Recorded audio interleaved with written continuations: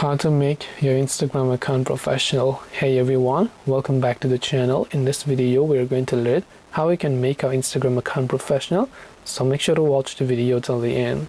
Now if you want to make your Instagram account professional, you just have to open up the Instagram application here. Then just come to your profile page by tapping the profile icon from the bottom right.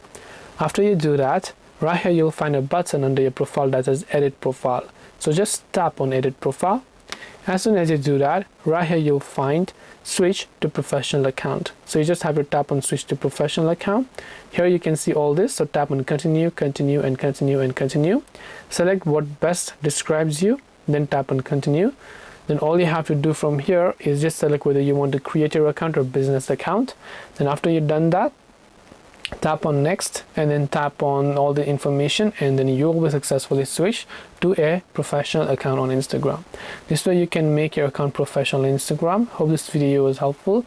If you have got any more questions, feel free to leave them down below. Thank you for watching and see you in the next video.